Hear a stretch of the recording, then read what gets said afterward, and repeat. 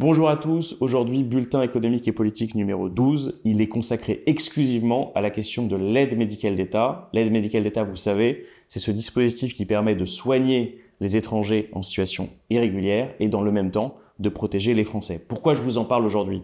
Parce que Bruno Retailleau, le nouveau ministre de l'Intérieur, je ne sais pas si vous le connaissez, moi je le connais très bien, puisqu'il siégeait avant au Sénat avec moi. Bruno Retailleau, il a décidé, et c'est son obsession, c'était déjà le cas lors de la loi immigration, il a décidé de remettre à l'agenda politique la question de la suppression de l'aide médicale d'État.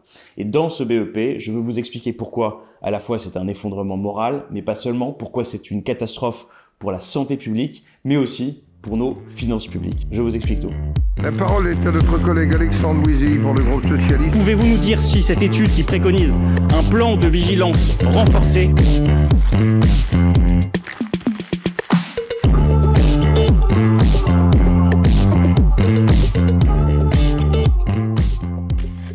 Alors l'AME, bon, on revient d'abord sur ce dispositif. Ce dispositif, il concerne aujourd'hui 500 000 personnes. Son coût, c'est 1,2 milliard d'euros. 1,2 milliard d'euros, qu'est-ce que ça représente? Ça représente 0,47% des dépenses de santé. Pour un Français, j'essaie de le montrer d'une autre manière.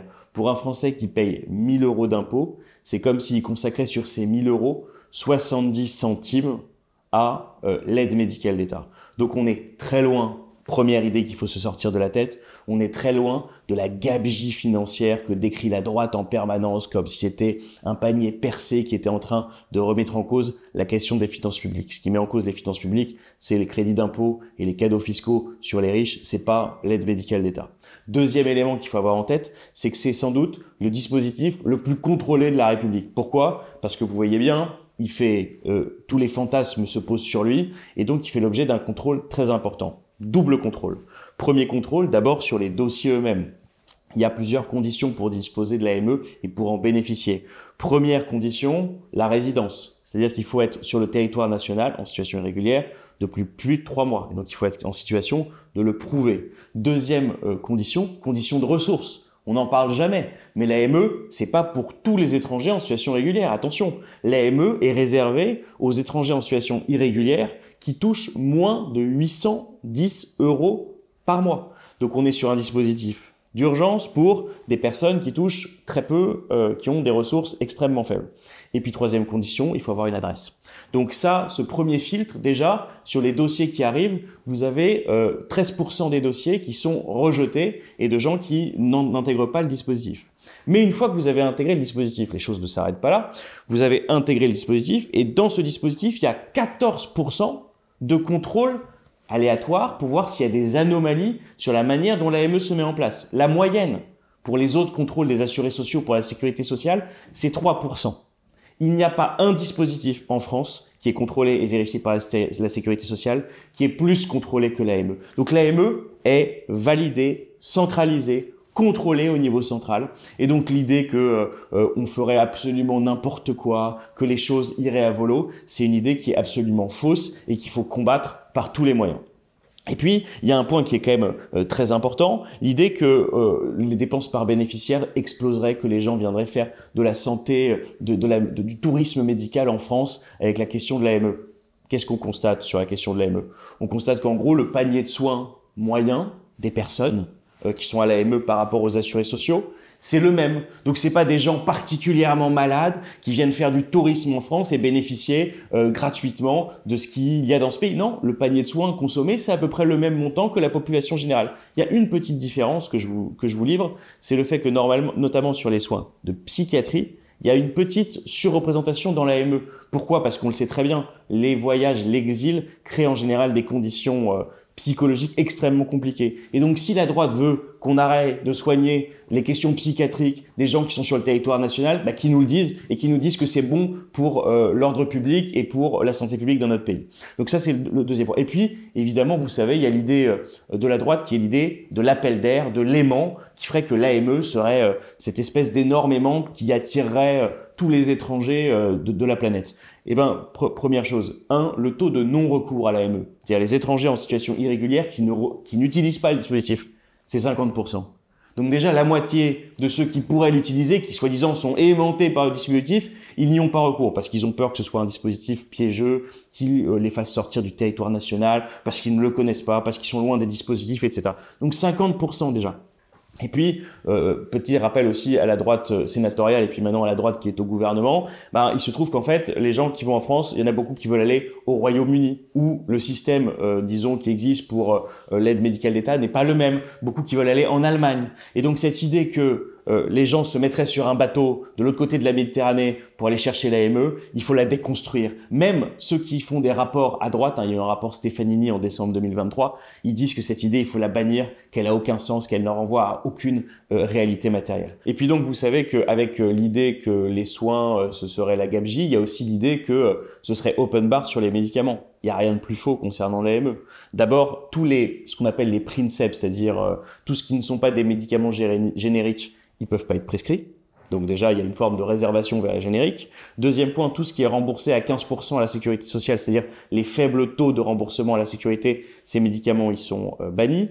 Ce qu'on appelle les dispositifs qui existent pour faciliter l'accès aux prothèses auditives, aux lunettes, à tous ces dispositifs qui peuvent accompagner la vie, tout ça, ça n'existe pas dans l'AME.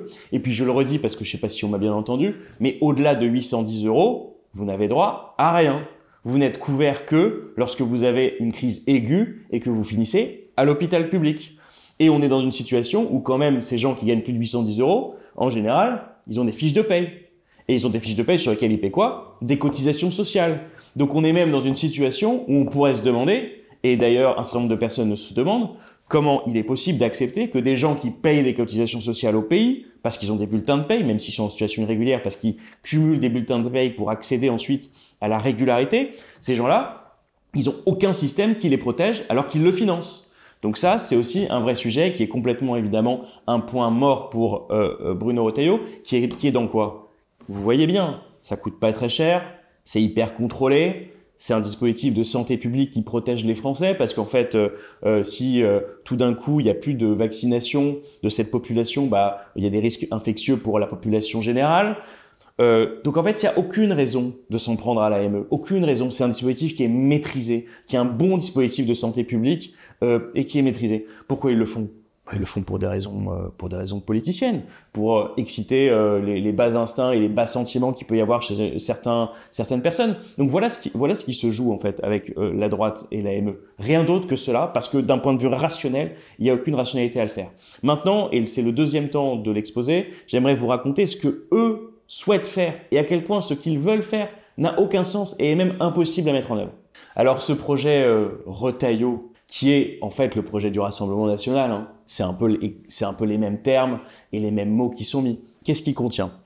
D'abord, il veut créer un droit de timbre, c'est-à-dire que déjà on est dans un dispositif où 50% n'y ont pas recours, donc 50% des gens ne rentrent pas dans des circuits de vaccination et dans des circuits de protection collective, mais en plus, il veut créer un droit de timbre, donc ça veut dire qu'il veut créer un coût à l'entrée du dispositif pour que les personnes y aient recours. Tous les spécialistes disent que c'est dangereux, qu'on va augmenter le non-recours, mais c'est pas grave, ils veulent créer un droit de timbre. Deuxième point, ils veulent réserver à un concept assez mystérieux qui est celui de maladie grave.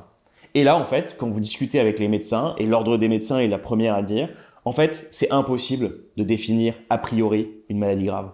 Une maladie grave, ça dépend d'un tableau clinique. C'est singulier. En fait, ça renvoie pas à un concept qui est clairement fixé. Et puis, une maladie grave, en fait, il faut faire tout un tas de choses pour détecter une maladie grave. Je vous donne un exemple qui est donné dans un rapport. Si vous avez un mal de gorge, vous pouvez avoir une angine qui peut dégénérer en phlegmon. Là, ça devient une maladie grave, mais au début, c'est un mal de gorge. Alors, qu'est-ce qu'on fait? On prend en charge ou on prend pas en charge? Vous voyez, en fait, ils fabriquent des concepts qui rendent totalement inopérant ce qui est proposé et les médecins eux-mêmes disent que c'est inapplicable et d'ailleurs, disent-ils, ils ont un serment qui les empêche de faire cela.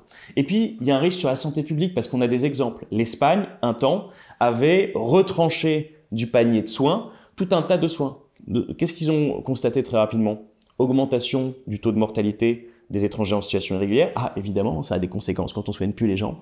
Et puis, deuxièmement, pour la population générale, c'était pas bon. Et puis, troisièmement, il y a un effet sur les finances publiques dont je vous parlais tout à l'heure. Si vous soignez pas les gens, si vous faites pas de prévention, si vous faites pas de soins quand la maladie n'est pas trop avancée ou elle peut être réglée par des soins qui sont pas trop chers, eh ben, en fait, vous mettez la pression sur quoi? Pas sur l'hôpital public, qui est déjà sous une pression énorme, maximale. Et vous savez ce que c'est que le coût d'un séjour à l'AME à l'hôpital public? C'est 1 400 €, alors qu'en ville, c'est 200 €. Qu'est-ce pour le système de soins? Donc en fait, vous allez faire en sorte que des patients qui auraient pu être soignés en ville, c'est le cas dans l'AME, il y a 5 fois plus de patients qui sont soignés en ville, qui sont soignés à l'hôpital. Donc vous aviez des patients que vous pouviez soigner en ville. Ah non, vous n'avez pas une maladie grave, monsieur. Revenez quand ce sera grave. Donc revenez et déboulez à l'hôpital. Et lorsqu'il déboule à l'hôpital, c'est ce que je vous ai dit, 1 200 € contre 1 400 € contre 200 €.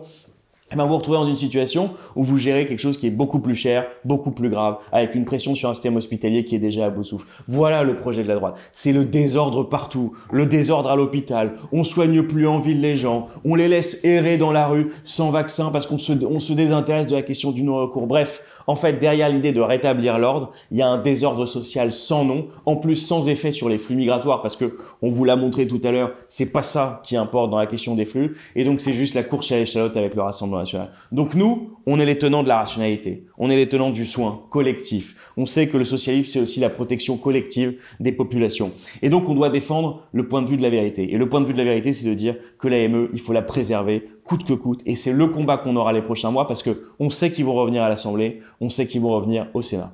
Voilà ce que je voulais vous dire aujourd'hui. N'hésitez pas à partager, liker, parler de cette vidéo autour de vous. C'est important que les gens soient informés sur l'AME. C'est important qu'ils comprennent que ce qu'on leur raconte sur des étrangers qui profitent d'une gabegie de médicaments, tout ça c'est faux. Et on a besoin de se défendre et de s'armer intellectuellement face à ces messages qui sont complètement délirants. Alors je vous dis à bientôt pour le bulletin économique qui sera donc le numéro 13. À très bientôt.